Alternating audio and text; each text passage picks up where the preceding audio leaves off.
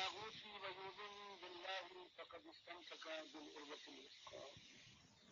لا انفصام لها والله سميع عليم. عزت مند سننے والوں، یہ قرآن کی دو آیتیں ہیں. پہلے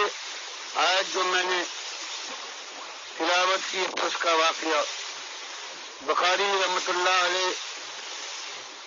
بیان کرتے ہیں کہ اللہ کے نبی صلی اللہ علیہ وسلم نے ابی بن کعب رضی اللہ تعالی عنہ سے دریافت کیا کہ ابی یہ بتاؤ کہ قرآن کی سب سے عظیم آیت کون سی ہے. وہ ابی جن کے لیے اللہ نے اپنے نبی صلی اللہ علیہ وسلم کو حکم دیا تھا کہ ان کو لم یکن الذین کفروا من اہل الکتاب کی صورت پڑھ کر سنائیے،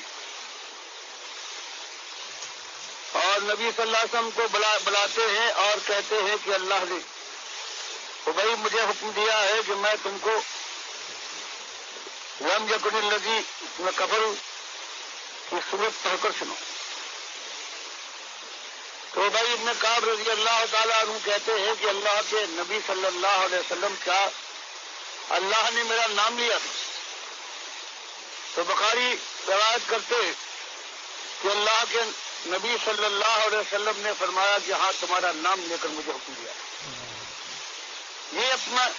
اپنی تکریم، اپنی عزت جو مالک کی بارگاہ میں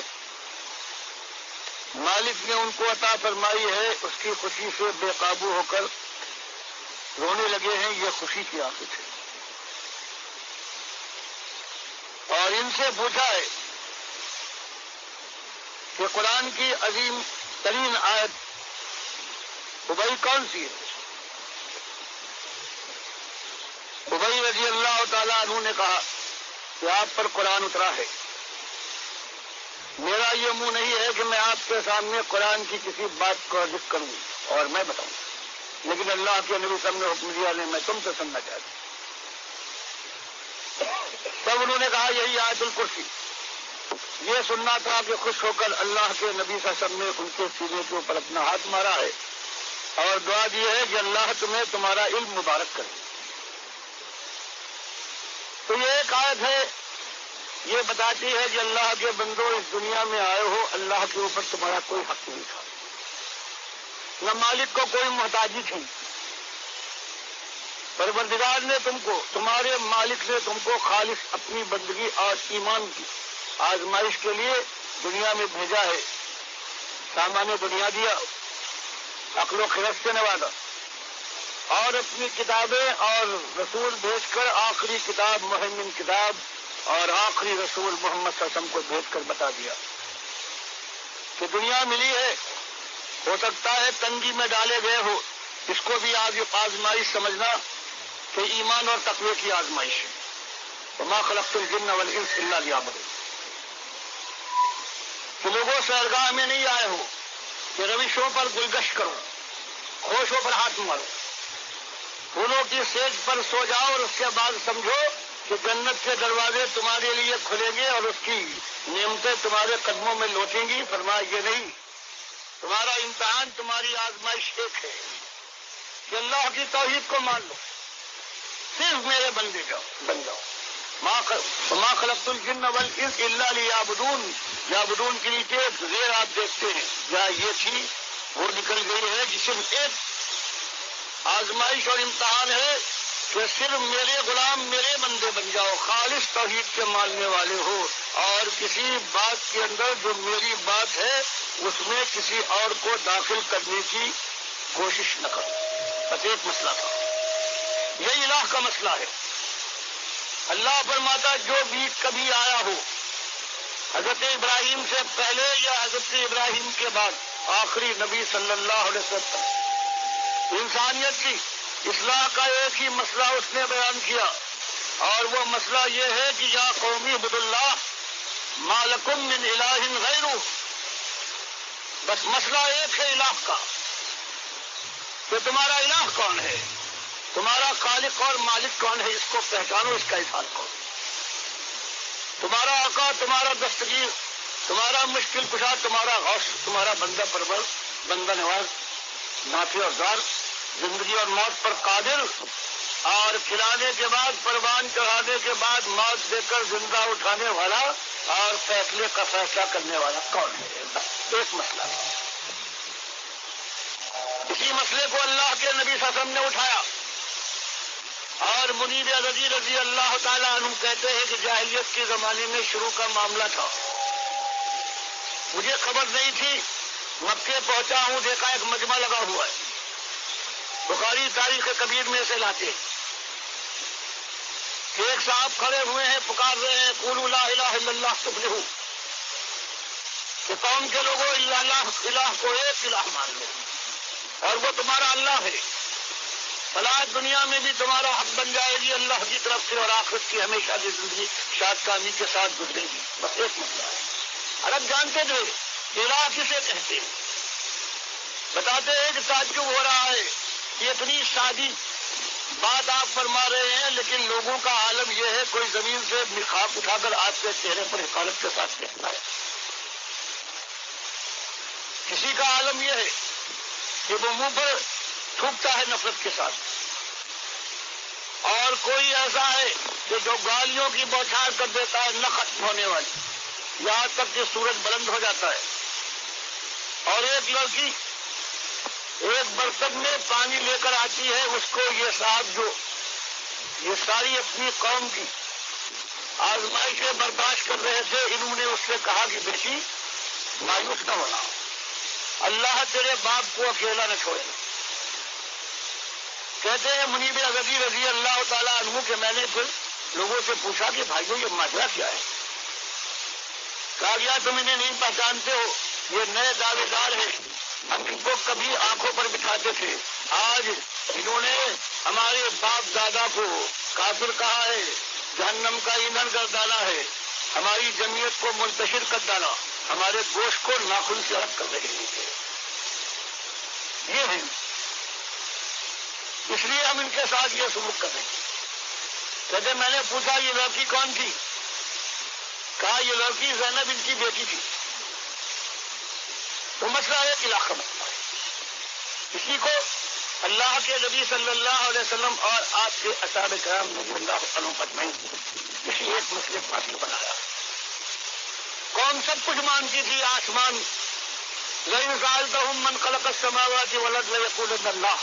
ہر بات مانتی جیسے آج یہ مانتے ہیں، آج کے جو مسلمان کہتے ہیں کہ آسمان اللہ نے بلند کیا، زمین اس نے پچھائی ہوائیں وہ چلاتا ہے، زندگی وہ دیتا ہے، لیکن جب یہ کہا جائے وَإِذَا قِيلَ لَهُمْ لَا إِلَهَ إِلَّا اللَّهُ، جب مانتے ہو الہ کی ساری صفات ایک ذات کے اندر ہے، تو تمہارے یہ لاج بابا کیا کرتے ہیں، یہ الہ کیسے بن گئے؟ یہ اللہ کے خلیل ابراہیم علیہ السلام کو پکارتے ہو یا ابراہیم اغثنی، آخر یہ تمہاری الوہیت کے منصب پر کیسے فائز ہو گئے؟ اور یہی ایک دم تھی، اور آج وہی ایک دم ہے۔ فرمائے الہ وہ ہوتا ہے، پھر اللہ نے آیت الکرسی میں بیان فرمایا کہ الہ وہ ہوتا ہے اللہ لا الہ الا ہو الحی، پہلی صفت کی الحی، اسی بات کو اٹھایا گیا کہ سارے مرنے والے ہیں، انکا میتون و انہم میتون، کہ نبی صلی اللہ علیہ وسلم آپ کو بھی موت آنے والی ہے، ہم نے کسی دنیا میں بھیجے ہوئے کسی انسان کو موت سے بچایا نہیں ہے، ہر ایک کو موت آئی ہے، ایک اللہ کا بندہ جو اٹھا لیا گیا ہے، جو پہلے آسمان پر ہے، لوگ چوتھے آسمان پر کہتے ہیں، بخاری کی حدیث میں یہ ہے عیسیٰ علیہ السلام وہ آئے گا پھر موت کو، تو فرمایا کہ ہر ایک کو موت ہے۔ مالک نے فرمایا مرنے کے بعد چاہے وہ قبر میں دبا دیے جائیں یا کہیں اور رکھ دیے جائیں، یہ اموات غیر احیاء، یہ مردے ہیں، ان میں جان کی رمق نہیں ہے، اور وما یشعرون ایان یبعثون، ان کو اپنی خبر نہیں ہے کہ اللہ کب ان کو قیامت کے دن اٹھائے گا۔ یہ تمہاری پکاروں، تمہاری دعاؤں اور مناجاتوں کو کیا سنیں گے اور کیا اللہ تک پہنچائے گا؟ مالک نے فرمایا زندگی دینے کے بعد انسانوں ثم انکم بعد ذلک لمیتون، زندگی کی مدت پوری کرو گے اور اس کے بعد موت آ کے رہے گی. یہ پورا قرآن. اور مالک فرمائے مرنے کے بعد وَمِن وَرَائِهِمْ بَرْزَخٌ إِلَىٰ يَوْمِ يُبْعَثُونَ. مرنے کے بعد پھر اس دنیا سے ان کا رابطہ واسطہ رشتہ کٹ جائے گا قیامت کے دن تک. ایک برزخ حائل ہو جائے گا. یہ اللہ نے پورے قرآن کو بھر دیا کہ الہ کی الہ وہی ہو سکتا ہے جس کی صفت یہ ہو کہ وہ الحی ہو، ہمیشہ زندہ وہ ہمیشہ زندہ رہے اور کبھی اس کے اوپر موت کا وار کارگر نہ ہو سکے. ساری دنیا نے یہی کوشش کی ہے کہ اللہ کی پہلی صفت جو قرآن میں آئی ہے یہ اللہ کے بندوں میں دے کر پھر شرک کا کارخانہ کھول کر اپنی دنیا کی خوشی جو وہ چاہتی ہے دل کی آئی ہوئی وہ پوری کرے. اللہ کے نبی صلی اللہ علیہ وسلم نے بخاری کی حدیث میں بیان فرمایا کہ جبریل اور میکائیل علیہ السلام مجھے لے گئے جہنمیوں پر جو عذاب گزر رہا تھا. مثلا ایک تنور کے اندر ننگے مرد اور عورتیں تھیں. نیچے سے آگ بھڑک رہی تھی، آگ تیز ہوتی تھی، اوپر کا منہ چھوٹا تھا، نیچے کا پیٹا بھاری تھا. جب قریب ہو کے باہر نکل جائے آگ کے اس الاؤ سے تو آگ ٹھنڈی ہونے لگتی تھی اور یہ پھر نیچے آ جاتی. بتایا گیا کہ قیامت تک یہی ہوتا رہے گا. ان کی قبریں دنیا میں مختلف مقامات میں کسی کم کراچی کی ہوگی، کسی کی امریکہ، کسی کی روس کی، لیکن سب کو ایک تنور میں اللہ کے نبی صلی بخاری کی حدیث میں بیان فرماتے. اسی طرح دیکھتے دیکھتے جنت الفردوس دکھائی گئی. آپ فرماتے ہیں کہ میں نے انتہائی تعریف کی. پھر انہوں نے کہا ذرا آپ سر اوپر تو اٹھائیے. میں نے اوپر دیکھا ہے تو سب سے اچھی جگہ مجھے نظر آئی اور میں نے دریافت کیا کہ یہ جگہ کس کی ہے. ان دونوں فرشتوں نے کہا یہ تو آپ کا مکان اور آپ کا مقام ہے، جس کو حدیث میں مسلم کی حدیث میں یہ اذان کی آواز کو دہراؤ اور اس کے بعد دعا کرو اللہم رب هذه الدعوة التامة والصلاة القائمة آت محمد الوسیلہ. صحابہ کرام نے پوچھا کہ ہم جو یہ دعا کرتے ہیں اذان کے بعد کہ آج محمد الوسیلہ کہ محمد صلی اللہ علیہ وسلم کو وسیلہ عطا فرما دے تو اللہ کے نبی صاحب یہ کیا بات ہے، کیا چیز. نبی صلی اللہ علیہ وسلم نے فرمایا یہ وہ مقام ہے جنت الفردوس میں سب سے اونچا مقام ہے جو اللہ کے ایک بندے کو ملے گا اور مجھے امید ہے کہ وہ بندہ میں ہوں گا. تو جب جبریل اور میکائیل علیہ السلام نے بتایا کہ یہ آپ کی جگہ ہے، اللہ کے نبی صاحب فرماتے ہیں کہ مجھے چھوڑو، میرا مکان مجھے داخل ہونے دو. تو دونوں نے جواب دیا کہ ابھی آپ کی عمر کا ایک حصہ باقی ہے، اسے پورا کر لیں یہاں داخل ہو جائے. وہ قرآن ہوا، یہ بخاری کی حدیث. اللہ کے نبی صلی اللہ علیہ وسلم کی وفات ہوئی.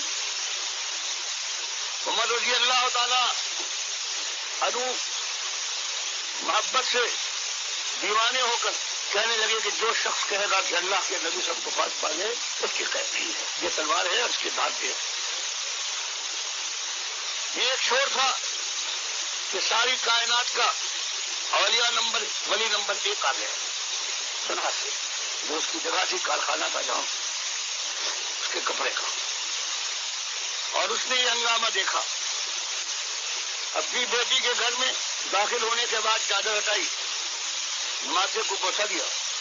اور کہا زندگی میں بھی آپ پاکیزہ پاک تھے اور آپ پر اللہ 2 موتیں جمع نہ کرے گا، ایک موت جو آنا تھی وہ آ گئی. باہر آئے اور کہا اللہ رسلک. عمر رضی اللہ تعالیٰ عنہ جوش میں بھرے ہوئے تھے، ذرا ٹھہرو اور بیٹھ جاؤ. وہ بیٹھنے کی بجائے جاری رکھی، انہوں نے اپنی تقریر ایک طرف کھڑے ہو گئے اور کہا ہم کو ثنا کے بعد اللہ من کان یعبد اللہ یعبد محمدًا فإن محمدًا قد مات. کہ لوگوں سن لو، وہ محمد صلی اللہ علیہ وسلم کا بندہ اور پجاری تھا تو ان کی تو وفات ہو گئی. ومن کان یعبد اللہ، اور جو اللہ کی بندگی کرنے والا تھا، فإن اللہ حی لا یموت، وہ اللہ کو موت نہیں ہے، زندہ جاوید ہے. اور اس کے بعد قرآن سے شہادت لائے انک میت وانہم میتون وما محمد الا رسول قد خلت من قبلہ الرسل. اور بخاری بیان کرتے ہیں کہ اس کے بعد سارے صحابہ حالانکہ ان آیتوں کو پڑھتے تھے، جب ان کے سامنے یہ آیتیں آئی ہیں تو بعض کا خیال ایسا ہوا جیسے کہ آج اتری ہے، حالانکہ ہمیشہ پڑھتے آئے ہیں. تو اس طرح سے اجماع صحابہ ہو. تو اب جو پہلی صفت جو شرک کے لیے ضروری ہے، جو اللہ کے مقابلے میں الہ بنانے کے لیے لازم ہے، وہ الحی کی صفت تھی. اللہ نے اپنے نبی صلی اللہ علیہ وسلم کے ذریعے سے، اپنے دونوں سب سے بڑے ولیوں کے ذریعے سے یہ ثابت کر دکھایا کہ اللہ کے نبی صلی اللہ علیہ وسلم تک اس دنیا میں اب زندہ نہیں ہے، قیامت تک زندہ نہیں ہو سکتے، قیامت تک زندہ ہے. یعنی اس امت کے لیے کہہ دیا گیا کہ اصلی شرک جو کتابی امتوں میں آتا ہے، جیسے جندب رضی اللہ تعالیٰ عنہ بیان کرتے ہیں مسلم کی حدیث میں کہ 5 دن پہلے اللہ کے نبی صلی اللہ علیہ وسلم نے اسی اصلی بات سے ہمیں ڈرایا تھا جو کتابی امتوں کے اندر اس اجداد سے وہ چیز داخل ہو کر برباد کر دیتی ہے. فرمایا الا من کان قبلکم کانوا یتخذون قبور انبیائہم وصالحین مساجدا. یہ میری امت کے لوگوں، آج اللہ کے فضل سے بات صاف ہو گئی ہے، ایمان توحید تمہاری نگاہ میں بالکل روشن اور تمہارے دل کی رگوں پہ میں اترتی. لیکن وقت گزرے گا، اس امت میں یہ ہو سکتا ہے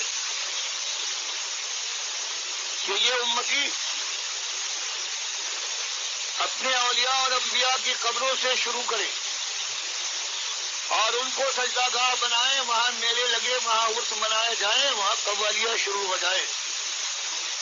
اور ان کی اس قبروں کو پختہ اور بلند کرنے کے بعد ان کے اوپر کلش لگے، مجاور بیٹھے اور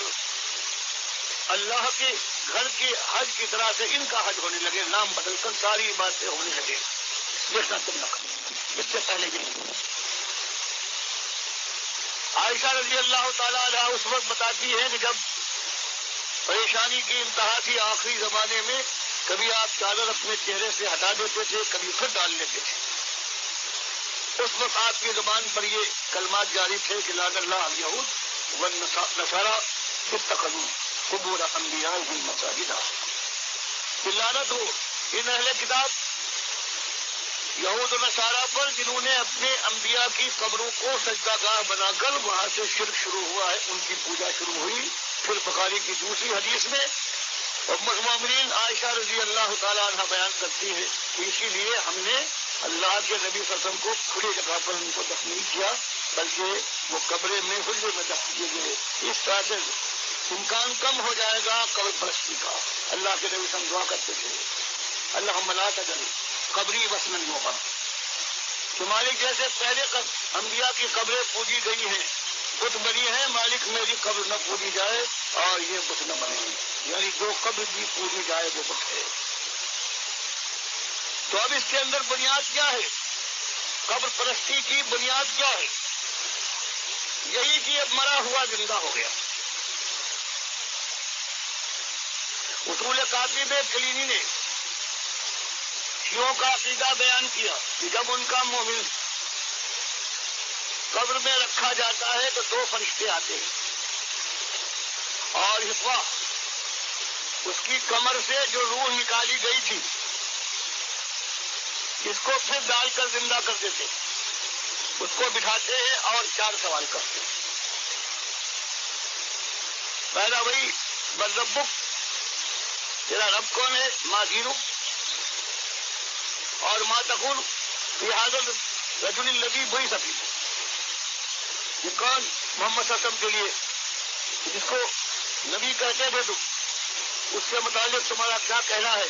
اور چوتھا یہ کہ من امامک، تیرا امام تھا، مفیوں کا معاملہ تھا، صرف من امامک نکال دیا اور باقی سارا وہی عقیدہ بنا دیا کہ اللہ اس کے رسول اور اجماع صحابہ کی مخالفت میں بہرحال قبر پرستی کروانا ہے۔ توحید کے اوپر تو انبیاء تو صرف یہی مار پڑتی ہے، پر اللہ فرماتا ہے کہ خود ان کی قوم کے لوگ بنی اسرائیل کی طرح سے ان کو قتل کر دیا۔ اب یہ چیز پہلی جو اللہ نے صفت بیان کی ہے کہ الہ وہ ہوتا ہے اور مسئلہ خالص الہ کا ہے، اس کی بندگی کا ہے۔ تو اب پوری کوشش کرنے کے بعد شیطان یہاں پر ہار گیا۔ عمر رضی اللہ تعالیٰ عنہ وقتی طور پر پریشان ہوئے تھے، لیکن ابو بکر صدیق رضی اللہ تعالیٰ عنہ کی بات میں اس معاملے کو برابر کوشش میں لگا ہوا ہے۔ اللہ سے کہہ کے آیا تھا صراط مستقیم توحید سے ہٹا کے رہوں گا۔ اب اس کو موقع ملا، 2 صدیاں گزری اور اس کے بعد ایک مسئلہ پیدا ہوا ہر طرف دنیا کے اندر۔ یہ اسلام پھیل رہا تھا، خزانے بھرے ہوئے تھے۔ اب بنو عباس نے مامون رشید کو اپنے درباری علماء کے ذریعے سے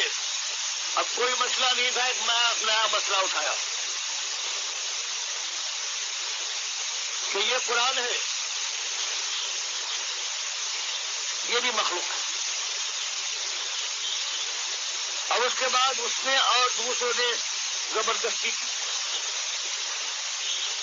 اور علماء سے یہ مسئلہ منوانا چاہا۔ جو تاریخ بیان کرتی ہے اور تاریخ کی جو ساری شہادتیں ہیں ان کے اندر اکثریت خالص رافضیوں کی اور شیعوں کی، کیونکہ یہ 30ویں صدی میں یہ ایسا انقلاب آ گیا تھا کہ 351 کے اندر تو خلیفہ موجود ہے، لیکن ان شیعوں نے مسجدوں کے اندر لکھ دیا تھا کہ لعنت ہو امیر معاویہ کے اوپر، لعنت ہو ان پر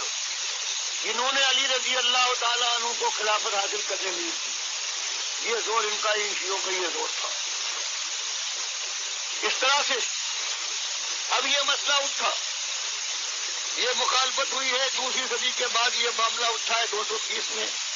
آزمائش ہوئی ہے۔ جو مارے گئے ہیں نوح جن کا نام تھا اس راستے میں شہید ہو گئے، کوئی ان کا نام نہیں جانتا، لیکن امام احمد بن حنبل ہیں، ان پر صرف مار پڑی ہے۔ دنیا کی کوئی کتاب جو اللہ کے دین کے راستے میں آزمائش کی کوئی دلیل پیش کرتی ہے، سب سے سر فہرست صحابہ کے بعد نام ان کا لکھا ہوا ہے، اور جو اس میں شہید کیے گئے ان کا نام نہیں۔ اور مسئلہ یہاں تک آگے بڑھا کہ انہوں نے کہا قرآن جو ہے، ساری امت کی اکثریت نے یہ مان لیا کہ قرآن غیر مخلوق صرف اس معنی میں نہیں ہے کہ یہ اللہ کا کلام، اللہ کی عظمت ہے، بلکہ اگر یہ کاغذ پر بھی لکھا جائے اور آپ نے کھیت ہو تبھی نہ چلے گا، ختم نہیں ہو۔ اس کا مقابلہ کیا امام بخاری نے، اور اسی کے اوپر ایسی چوٹ کھائی، پھر اللہ سے دعا کی باری کہ میرا حال یہ ہو گیا ہے۔ اب دنیا اس طرح سے ان کے راستے پر سرپٹ جا رہی ہے کہ جن کی 5 جگہ پر اپنی بخاری کے اندر نام لے کر کہا کہ ان کا علم انتہائی ناقص ہے، امام احمد کا،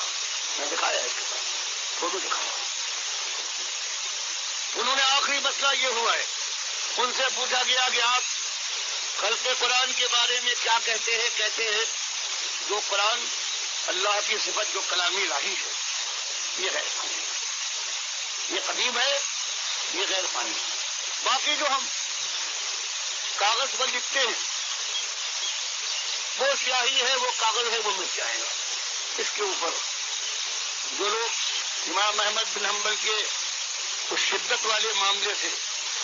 اتفاق رکھتے تھے وہ چیخ پڑے، یہاں تک کہ پورا مجمع ایسے اللہ کے بندے کے خلاف ہو گیا۔ اور پھر وہ وہاں سے جانے کے بعد اپنے گاؤں کے قریب اس نے دعا کی ہے، مالی کا میرا یہ حال ہو گیا ہے۔ اب دنیا کا یہ عالم نئی زندگی میں ہے کہ وہ بات مانی جا رہی ہے کہ جو صحیح نہیں ہے. قرآن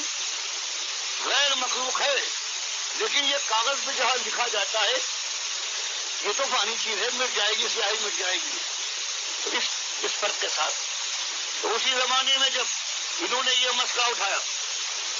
اور اس کے ساتھ اپنی حدیث کے نام سے ایک روایت لائے، اس کا پرچار کرتے ہوئے، کیونکہ امام بخاری ان کے ساتھ ان کے شاگرد بھی ہیں، حالانکہ ظاہر نہیں کرتے. یہاں تک کہ بخاری میں ایک حدیث جو لائے ہیں اس میں حدثنی اور اخبرنی کا معاملہ ہے، وہاں کہ نبی صلی اللہ علیہ وسلم نے کتنی جنگیں کی ہیں، وہاں چاہتے تو یہ خوبی ہوتی ہے کہ اللہ کے نبی صلی اللہ علیہ وسلم اور اپنے درمیان کم واسطے ہوں، لیکن انہوں نے صرف اس وجہ سے احتیاط کی ہے. کہیں مجھے لوگ میرے اقرار سے اگر میں کہہ دوں حدثنی احمد ابن حنبل تو قیامت تک کے لیے میں ان کا شاگرد مانا جاؤں گا اپنے قول سے. لیکن یہ جو ان کو روایت کہیں اور نہ ملی، سب سے مضبوط جو ملی ہے وہ انہی سے ملی تھی. تو انہوں نے بیچ میں اپنے ہم سبق جو ان کے مقابلے میں کوئی مقام نہیں رکھتا تھا، احمد الحسن، تو انہوں نے کہا حدثنی احمد الحسن. اس کے بعد انہوں نے کہا کہ حدثنی احمد بن حنبل. تو یہ بات کی ان کی روایت عام ہوئی، ابن ابی اوفا رضی اللہ تعالیٰ عنہ سے منسوخ کرائی گئی کہ اللہ کے نبی صلی اللہ علیہ وسلم ایک دن ارشاد فرمایا کہ میرے اوپر درود بھیجا کرو، وہ اس تک پیش ہو. اور جمعے کے دن تو خیر وہ اور زیادہ.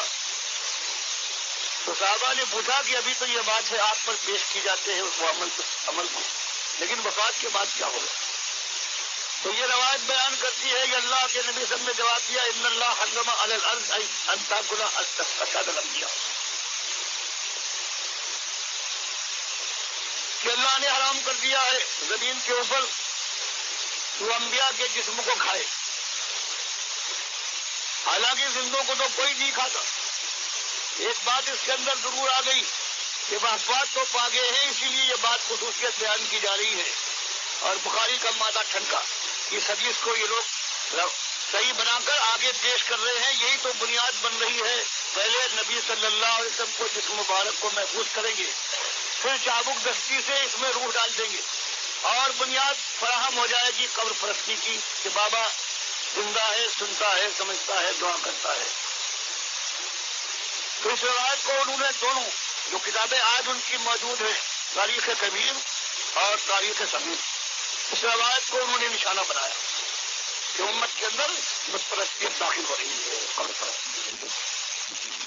اور کہا یہ حسین ابن علی الجوفی جو کہتا ہے کہ مجھ سے میرے استاد عبد الرحمن ابن یزید ابن جابر نے بیان کیا، یہ جھوٹا آدمی ہے. دادا کا نام بدل دیا اس نے اور اس کے ساتھی جو جھوٹا ہے ابو اسامہ، اس نے سنا ہے، اس کے ساتھی نے سنا ہے، وہ عبد الرحمن ابن یزید ابن جابر شکار راوی نہیں بلکہ عبد الرحمن ابن یزید ابن تمیم ہے جو منکر روایت بیان کرتا ہے. بخاری کہتے ہیں جو منکر روایت بیان کرتا ہے اس سے روایت بھی اس کی بات بیان کرنا بھی چاہیے. تو یہ وہ وار کیا سمجھ کر کہ یہ کہاں جا رہے ہیں دنیا والے. اور امام احمد ابن حنبل سب سے اس کے آگے جو دنیا میں ان کی قوت ایسی ہوئی ہے 220 اور اس کے بعد کوئی ان کے مقابلے میں امت کے اندر اپنا مقام نہیں رکھتا ہے. پھر دکھایا کہ دیکھو تم جس روایت کو جو منکر روایت ہے اس سے تم انبیاء کی خصوصیت ثابت کر رہے ہو. دیکھو 63 سال کے بعد مجھے عائشہ رضی اللہ تعالیٰ عنہ ایک دیوار گر گئی. وہ دیوار ملی ہوئی تھی عمر رضی اللہ تعالیٰ عنہ کی، اس کا ایک حصہ کھل گیا، ایک پیر نظر آ گیا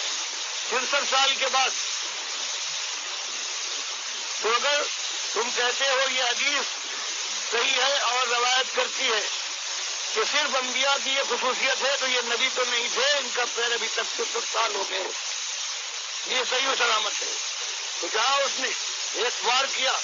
اللہ کے اس بندے نے جس کو کہتے ہیں یہ تو اجمی تھا، اسی طرح سے رحمۃ اللہ علیہ امام ابو حنیفہ کہتے ہیں تو اجمی تھے، عرب نہیں جانتا،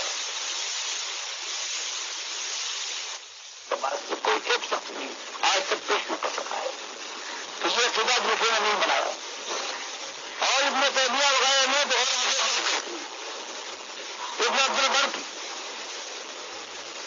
اس روایت کو جس کی اس نے یہ تحقیق کی ہے عبداللہ ابن عباس رضی اللہ تعالیٰ کہ اگر دو مومن دنیا میں زندہ ہیں،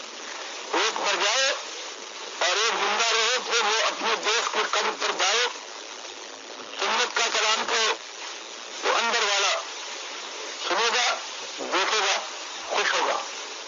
اور دعا کرے، بس کھیل ختم ہو گیا. اللہ کی کتاب گئی، اللہ کے دن سن کر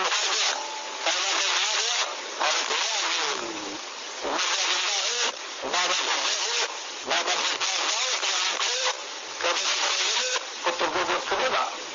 اور سب کچھ شروع ہو گیا. اب اس کے بعد یہ روایت تو یوں آئی، پھر یہ بات ہو گئی تیسری صدی سے، جب یہ قبر والا زندہ ہے کچھ کروانے جاؤ اور وہ پہچانے گا. پھر اس کے بعد 5ویں صدی والے 441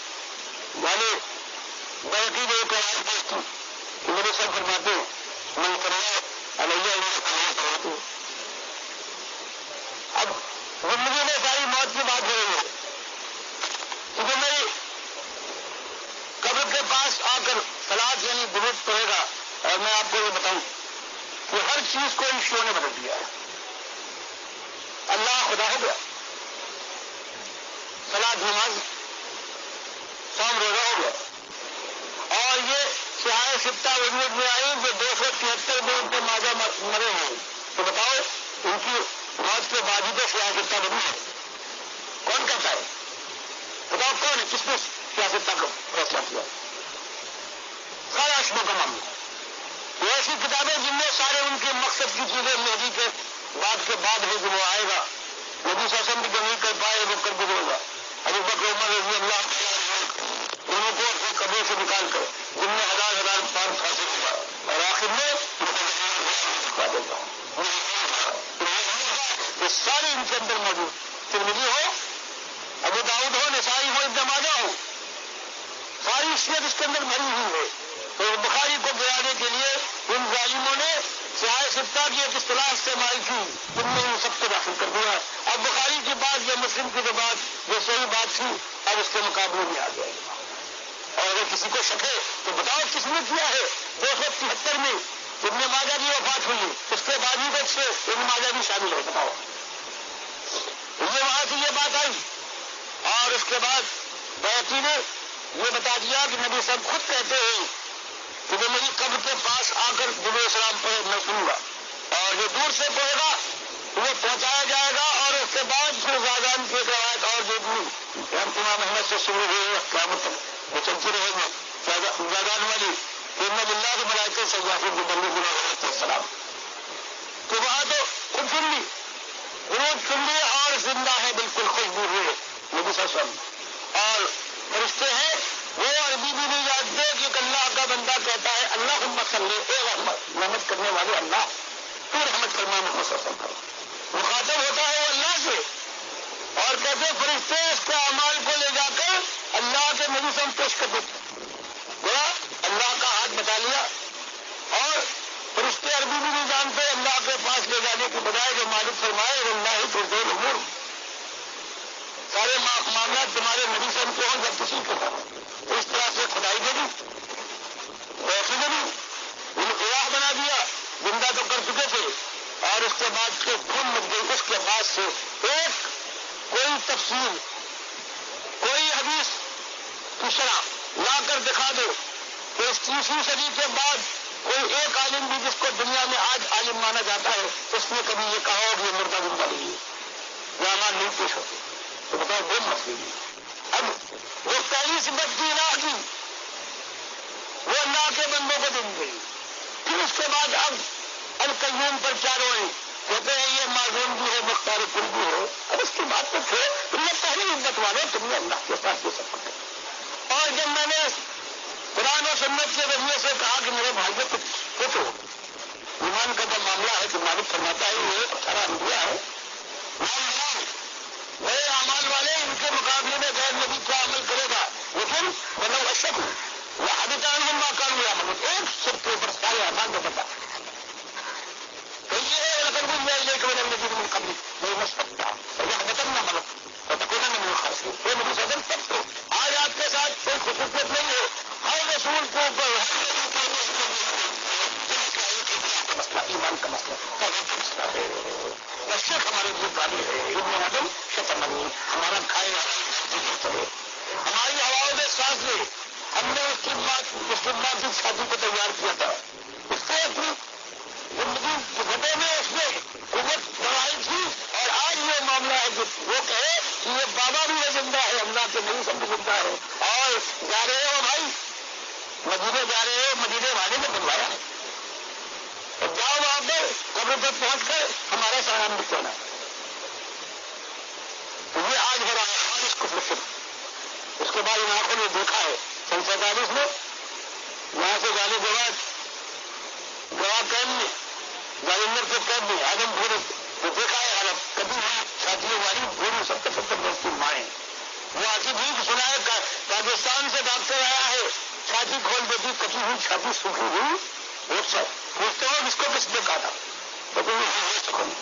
مائیں جوان بہنیں آتی ہیں، میرا بھی سم کم تھا، وہ اپنے والے کھول دیتی ہے، کٹی ہوئی ہڈی سامنے دکھائی دے رہی ہے، اس سے پہلے آگری کو کاٹا گیا تھا، اس کے بعد یہ ہوا ہے، اس سارا کچھ دیکھو تو کشمیر میں ہوتا ہے بھائی 47 میں جیسے وہاں دیکھ کے آج وہی کشمیر وہی 67 کی جنگ میں وہی بہت لگی تھی گندا سے پارا پہ وہ کمپاؤنڈر لوگ تھے وہ شام کو آئے ایسے شرمندہ میں بچا بات کیا وہ اتنے شرمندہ اور کہا کہ ڈاکٹر صاحب آج ہم نے وہ کچھ دیکھا جو فیروزپور کا راستہ تب جس لائق سے کوئی بھی ہماری ماں بہت چاہیے تھی وہ کرنا ہے سب کچھ ہو رہا ہے۔ سن 47 میں گزر رہا ہوں امرتسر کے سامنے جو لیا گیا افسر بشیر صاحب مجھے ان کے ادبی نے بتایا کہ ڈاکٹر صاحب اب آپ آئے ہیں، لیکن وہ چند روز پہلے تک یہ تھا کہ یہاں مرنا لگتا تھا کہ وہ آخری سے ہے، پھر کوئی آواز لگاتا تھا زبانیوں ایک طرف ہو جاؤ، اور اس کے بعد کہتا تھا کہ کپڑے اتار دو، پھر اگر وہ دمانے تو تم اٹھو، اور یہاں تک کہ بال شمولی ماں اور بہن ہے، بچہ اس کے سینے سے لگا ہوا ہے، وہ نہیں کرتی، ان کو جلدی ہے ان کو پھر کہلانا ہے، بچے کو اس کے گوشت سے لے کر کسی نے طوفان بتا اور کسی نے اس کو خبر ڈالی، یہ سب جو معمولی چیزیں بنائی، تو یہ مسئلہ ہے آج جو ہماری مائیں بہنیں ساری سال سے اور اگلے دن والے جذبائی اور اربوں کا ان کے پرندے پر اپنے قبر کو سینے کی کوشش کرے بھی نہیں کر سکتے، اس کو ساری امت میں بدلا، یہاں کچھ لوگ اچھے تھے اس سے پہلے بھی یہ اسماعیل شہید اور سید احمد شہید کے نام سے ان کو بھی شہید مانا جاتا ہے، اور غور فرمائیے ان کے دل میں قومیت کا جذبہ تو ہے، لیکن جب ایمان بدل گیا، جب ان صوفیہ نے توحید کو اتحاد کے ذریعے سے بدل دیا کہ نہیں سب مسلم شہید کی بجائے انہوں نے کہا کہ ہر چیز لا موجود ہے اللہ، ہر چیز اللہ کی ذات کا ٹکڑا ہے، اب پھر کا وہ کارخانہ کھولا ہے کہ جس کے کوئی انتہا نہیں ہے، ان کی عقائد دیکھو آج موجود ہے، صحت مستقیم کو لے لو، الگی نے املا کی یعنی بولا ہے، پیر صاحب نے سید احمد بریلوی نے، اور اس کو لکھا ہے وہ اسماعیل شہید کہلاتے ہیں، اور یہ کتاب اٹھا کر صحت مستقیم پر چھاپا جس میں ہے عطا اللہ بھوجانی صاحب نے اہل حدیث میں، اس کے اندر لوح محفوظ پڑھنے کے طریقہ، جنت و دوزخ کا تماشا کرنا چاہو فرشتے سے ملاقات ہو، ورنہ اس کا ورد کرو گے بے دردی اس آسن سے بیٹھ کر اس انداز سے، اس کے بعد اگر چاہو وہ لکھا ہوا ہے لوح محفوظ دل سے پڑھو، فرشتوں سے ملاقات کرو، جنت اور جہنم کے سائڈ کر دو. ابتاج وہ خالص ایمان شہید جو کہلاتے ہیں انہوں نے لکھی ہے وہی تصوف والی ہوا یہ اللہ ایک مخفی خزانہ تھا وہ ان کی بنیاد ہے. اس نے اپنے پہ ظاہر کیا جب تم اللہ کو اکیلا مانتے ہو تو یہ چھپ کیسے گیا مخفی کیسے ہوا ظالموں. تم نے اللہ کو اپنا ساتھی اور اپنے کو اللہ کے ساتھ کھیلا ہوا قرار دینے کی کوشش کرتے ہو. اس کے بعد سارا وہی بھر دیا جو مجھے کچھ بات نہیں اور تقریباً ایمان تک میں ایک کی مشہور کتاب ہے وہاں کہتے یہ کہنا تو صحیح نہیں ہے یہ عبد القادر شہر اللہ یہ کرتا لیکن یہ کہنا ہے اللہ عبد القادر کے واسطے سے دیکھو اس سے بڑا شرک کیا اسماء الحسنہ فضول یا ضرور نہیں مجھے اس میں اسماء کی اگر اللہ کو کوئی واسطہ اور وسیلہ اور کوئی صدقہ مانگنا ہے تو اللہ کی ذات ہے اللہ کی صفات ہے بہترین نام ہے ان کو پیش کرو. تم عبد القادر کو پیش کرتے ہیں اس کو کتاب بھر دی اس سے پر کرتے میں لوگوں نے کہا کوئی کتاب اٹھا لو سوچ جاتی تو بتا کیا کروں ان کا دن نہیں یہاں لوگ اٹھے تھے پاکستان کے اندر وفات نبی کا اصلی مسئلہ تھا اللہ نے ان کو توفیق دی تھی کہ آپ وفات ہو گئی یہ قبریں نہیں پوری جائیں گی شور شر ہوا زور قوت ہوئی. اس کے بعد ان دونوں جو بہت مشہور مانے جاتے ہیں اللہ نے کچھ ایسا کیا ہے کہیں نہ کہیں میرے راستے میں آ جاتے ہیں. یہ دو اور غلام اللہ صاحب کے دو بیٹے تھے وہ کہتے تھے مدرسے میں آخری دیا وہ دن میرے پاس آئے دوائیں لینے اور میں ان کے ساتھ آ رہا تھا گاڑی پر بیٹھے ہوئے میں نے ان سے ایک سوال کیا کہ حضرت آپ کے والدین نے کیا خوب مسئلہ اٹھایا تھا. وہ شرک کی بنیاد ہے وفات النبی کو نہیں مانتے لوگ حیات مانتے ہیں شرک کی بنیاد ہے. آخر اس کے بعد یہ مسئلہ ختم کیوں ہو گیا. انہوں نے کہا یہ مسئلہ اٹھایا تھا لیکن قاری طیب صاحب نے آگے کہا کہ یہ دیوبند کے وقار کا معاملہ ہے سمجھایا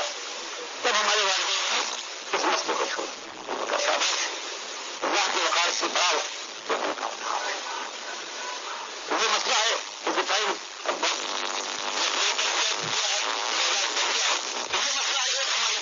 اس قوم سے جو آج کے جو علماء ہیں ان کو یہی کہنا ہے یہ ایک اور عالم انہوں نے 2 سال پہلے مجھے خط دے گا تھا شاید آج وہ آ جائے خط بھی انہوں نے کہا تھا کہ ہم دوست سے جمع ہو جائیں. حالانکہ مجھے ایک نہیں 2 صاحب لوگوں نے بتایا کہ جب تک تم نے توحید خالص کے استقبال نہیں بٹھی تھی اس وقت تک تمہاری بڑی تعریف ہوتی لیکن جب تم نے یہ دکھا یہ دیوبندی بھی ہے یہ بریلیوں سے زیادہ عقائد کے لحاظ سے یہ ان کا عقیدہ ہے یہاں تک کہ یا گنابدو یا گنستعین وہ پہلی قرآن کی توحیدی آیت شرک رد کرنے والی ہے اس کو دیوبند کے پہلے طالب علم محمد الحسن اسیر مالٹا نے اس کی تشریح کی ہے کہ ہاں صرف اللہ کی بندگی ہونا چاہیے اور اسی سے مدد مانگنی چاہیے لیکن اگر کسی بندہ بندے کو خالص واسطے رحمت الہی سمجھ کر غیر مستقل سمجھ کر ظاہری استعانت اس سے بھی کر لی جائے تو یہ بھی جائز ہے. بتاؤ ظاہری اور باطنی کے ساتھ پہلی آپ کو تم نے صرف میں تبدیل کر دیا ظاہری مدد اور یا رسول مدد کہتے ظاہری استعانت مستقل نہ مانو اگر وہ بھی پکار لو گے تب بھی صحیح ہے. بتاؤ یہ اور ساری تقسیم اس تفصیل اس میں داروں کا ترجمہ اور تفصیل کی ہے اسیر مالٹا صاحب نے جس کو آج دنیا والے کہتے ہیں کہ پاکستان میں وہی ایک قلم بتا ہے توحید کا اس نے سب سے بڑا شرک کیا ہے یا گنابدو یا گنستعین پہلی آج کا ترجمہ یہ معاملہ ہے اصلی مسئلہ آج. اس کے بعد انہوں نے مجھے خط دکھایا کہ میں بیمار ہوں 3 مہینے سے بواسیر کا بیمار تھا بواسیر کا بیمار تھا اچھا ہو گیا 3 مہینے کے لیے مجھ کو گجرات سے باہر جانے کی پابندی ہے. اب آ جائیے ابن حنبل کا فتویٰ ماننے والے لسان المیزان میں فتویٰ کا بندہ یہ ہے وہ اس نے ایمان کو صحیح قرآن اور حدیث کے ایمان کو پیش کر دیا اور سارے اس کے دشمن ہو گئے. یہاں تک کہ احمد ابن حنبل نے بھی کوئی رعایت نہیں کی. آپ کے سامنے اس کا فوٹو آ جائے گا کہ کس طرح سے کافر جہنم اور اس کا جو استاد ابو حنیفہ ہے یہ دونوں مخالفین میں اثر یہ اللہ کے نبی صلی اللہ علیہ وسلم کی حدیثوں سے وہ مخالفت تھی یہ مسئلہ یہ مسئلہ ہو یہ ان کا خط آیا کہ میں جو ہمارے انہوں نے کہا میں لکھتا ہوں ان سے لکھا کہ آپ نقشبندی سلسلے میں بیعت کرتے ہیں اور یہ طریقت ہو اور یہ طریقت وہ بھی ہوگا نقشبندی سلسلہ ہو قادری ہو سوربردی ہو یہ سب کا ان کی رگوں کا خون ہو بیت الوجود کا نظریہ آپ ہمارے سن کے لحاظ سے کام بھی آپ نے کیا ہے اب اگر آپ نے اس نظریے سے توبہ کر لی ہو پہلی بات دوسری بات یہ کہ آپ اس سے پہلے فتویٰ دیتے تھے جب حیات النبی اور نماز کا مسئلہ اٹھ رہا تھا پنجاب کے اندر کہ اگر کوئی شخص اللہ کے نبی صلی اللہ علیہ وسلم کو قبر میں زندہ مان کر موجودہ طور پر درود اسلام کا سننے والا مانے تب بھی ہم اس کو کافر کہیں گے اور آج ہمارے پاس آپ کا فتویٰ ہے جس میں آپ نے عبدالرزاق حسین علی صاحب کے بیٹے نے اور عبدالعزیز شجاع آبادی نے مل کر کہا ہے کہ ہاں اور تو یہ یہودی اور کافر مانیں گے لیکن اگر کوئی شخص نبی صلی اللہ علیہ وسلم کی قبر مطالعہ پر اور پھر یہ عقیدہ رکھے کہ آپ خرق عادت اور موجودانہ طور پر صرف درود اور سلام سنتے ہیں اس کے علاوہ نہیں تو ہم اس کو کافر نہیں کریں گے سارے دو بندوں کو بتا دیں گے آپ اپنے ساتھ کیا کر رہے ہیں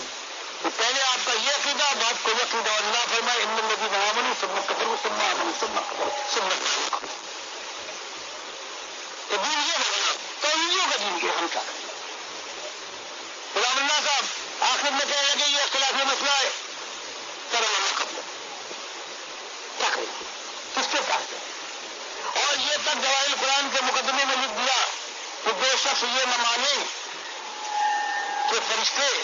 درود سلام کے اعمال نبی صلی اللہ علیہ وسلم پر پیش کرتے ہیں وہ بدعتی ہے اور جو مانے مشرک کا وہ لکھتے ہیں کہ جو نہ مانے کہ نبی صلی اللہ علیہ وسلم کے اوپر فرشتے لے جا کر درود سلام کے اعمال پیش کرتے ہیں وہ بدعتی ہے بتاؤ اس مشرک کو وہ نہ مانے وہ بدعتی ہو گیا پھر اس کے بعد یہ میں نے حوالہ دیا ہے کہ باپ کے فلاں کا ہو تو یہ بالکل غلط بات جائز نہیں ہے لیکن آخر فرق اس کے اندر کیا ہے اللہ کے بندے اللہ فرمائے کبھی دیا اب ختم کر دیا تم نے اس لیے کہ حسین علی کا یہ عقیدہ ان کے پیر عثمان صاحب کا یہ عقیدہ تو اب یہ عالم ہے کہ توحید اور اتحاد کو دونوں کو ٹکرا دیا تم نے نہ کرو اور یہ صورت پیدا کر ڈالی تو بتاؤ کہاں جائے کس در پر جا کے تو یہ حالت دیکھیے ایک ناچیز نہ علم والا ہے انتہا ہے جماعت اسلامی کی حالت دیکھ کر اور ان سارے علماء کی حالت دیکھنے کے بعد پھر یہی فیصلہ کر پروردگار کچھ ہمت دو پھر نئے سرے سے 42-43 اور بخاری کی وجیز بیان کرنے لگے گا تم تو میرا سلام وقصلو وجوہکم تو پہلے ہی دن وہ جہاں یہاں پہنچے کہنے لگے کہ میرا دادا نگر میں جس کا یہ بڑا شاگل طاقت تھا ایک دن لوگوں نے کہا اللہ تو فرماتا ہے اذا تم تو میرا سلام وقصلو وجوہکم اللہ تو کہتا ہے چہرہ دو اور لوگ پہلے ہاتھ دیتے ہیں پھر انڈی کرتے ہیں پھر ناک میں پانی ڈالتے ہیں تو کہتے یہ سننے کے بعد میرے دادا کچھ ہو گئے سب لوگ پریشان آخر میں ہوش میں آیا کہا جو سوال کر رہا تھا سوال دہرائے گیا تو آپ نے کہا کہ اللہ صحیح کرتا ہے پانی کا چہرہ صاف پاک ہوتا ہے اور پاک کرنے کے لیے حال یہ ہے کہ پانی کی 3 صفات ہے وہ نہ بدلو ہے ون نہ بدلے ہاتھ پہ ڈال کر دیکھ لیتے مزہ نہیں بدلا کنڈی کر کے معلوم ہوتا بدبو نہیں آئی ہے رات میں ڈال لیتے سب نے کہا حضور کیا بات کری ہے آپ نے بس ایک سوال ہے کہ اتنی دیر آپ نے ہم کو انتظار کیوں کروایا تو کہتے ہیں میرے دادا کا کام رکھو تم جانتے ہو میں جاہل آدمی تم نے ایک سوال مجھ کس نے کیا مجھے معلوم نہیں تھا. میں نے مدینے والے سے پوچھا, انتظار کرتا رہا. جب مدینے والے نے بتایا تو میں نے کہا سبحان اللہ, بتاؤں تعریف کروں. میں کہا تھا اللہ کے شکر سے پاک ہے میرے استاد. وہ بھی پیسے کی جنگ سے آیا ہوں. اس کے بعد ٹیلی فون کیا انہوں نے, معلوم ہو گیا پہنچا ہوں. بڑے لگا شادی بنا آیا گیا. دیکھو یہ خدائی ان کو اللہ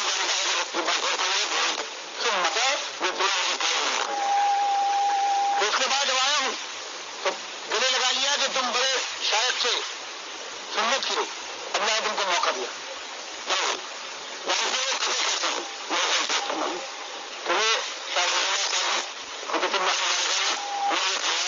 کچھ عورتیں ہوتی ہیں کچھ مرد ہوتے ہیں جو جمعاپن کرنا کرتے ہیں. اسی طرح سے کچھ فرشتہ سبب اور یہ اللہ ہوتے ہیں تو اللہ کے فرشتوں کے ساتھ شامل ہو جاتے ہیں. تو جو وہ اللہ جو خدمت میں نبی صاحب کے مدینے میں لگے ہوئے وہ پہنچے 6 اگست کو. آپ کی امت کے اوپر ان مشرکوں نے حملہ کر دیا ہے. آپ کو رد فرمائیے کہتے میرے صاحب نے فرمایا ہرگز سے رد نہ کروں گا کیونکہ یہ بڑے فاسق و فاجر ہے پاکستان میں. وہ بات وہ تو باتیں کروں گا لیکن ایک بات ہو سکتی ہے تم فاصلہ سکا ہو سکتا ہے فاصلہ کا دل پسند جائے اور وہ کر چکا. یہ فارما کے پاس نہیں کہ مجھے فاطمہ کا دل پسند جائے اور یہ درجے فرمائی ہے تو پاکستان کو مطلب ہے. یہ سبحان اللہ کے کی بات تھی. یہ عقیدہ ہے ان کا. جب قادیانی کے خلاف تحریک اٹھا رہے تھے انہوں نے بھیجا میرے پاس آدمی کہ چلو تم جائے جیسے ہو صرف اس معاملے میں تم میرا ساتھ دو گے. وہ کافی ہے میرے کہا نہیں کافی پورا کافی کروائی ہے. لیکن آپ کی مت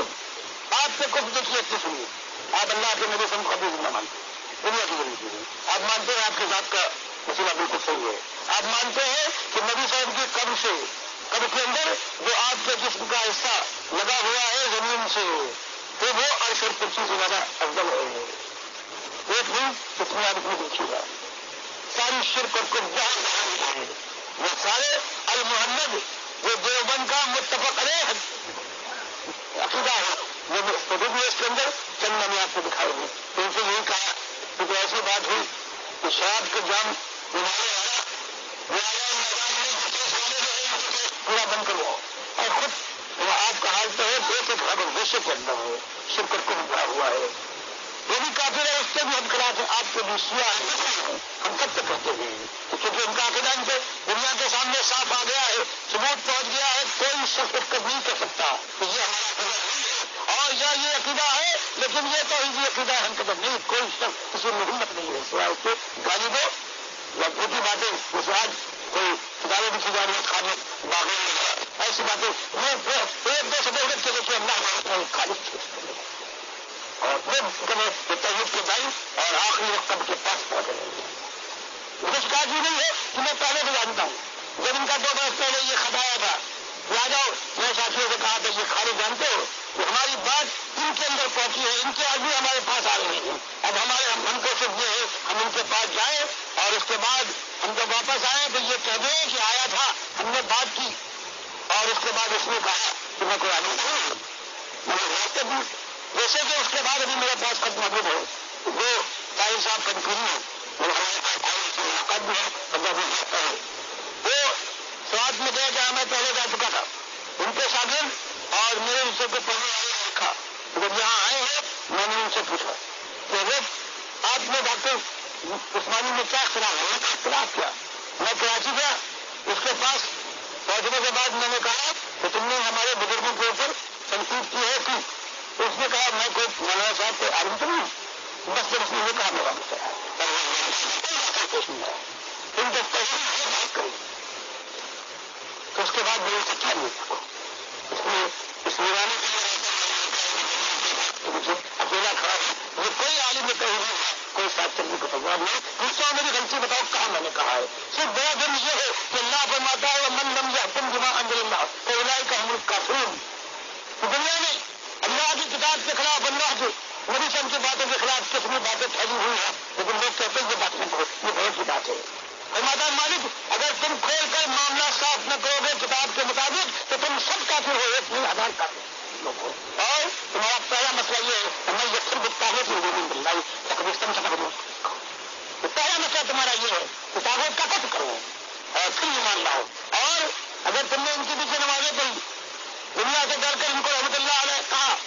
پیشوا مانا تو مالک فرماتا ہے بندگی میں کفر اولیاء احمد طاغوت،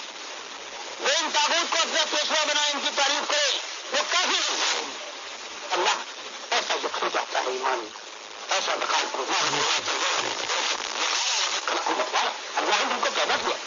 اس کے بندے کی عزت زیادہ ہے، اس کے مقابلے وہ گالیوں میں اللہ کو جھٹلائے اور تم ان کو رحمت اللہ اور کہتے جاؤ دیکھو ان کی سامنے کو مانتے اور بالکل اللہ کے نہیں سن تو ہمیشہ سارے انبیاء کافی آئے کو تعلق نہیں ہے اللہ جو کب کے پاس بہت لگتا ہوگا تھا اللہ ثابت کر رکھے اور اس وقت نہیں ہے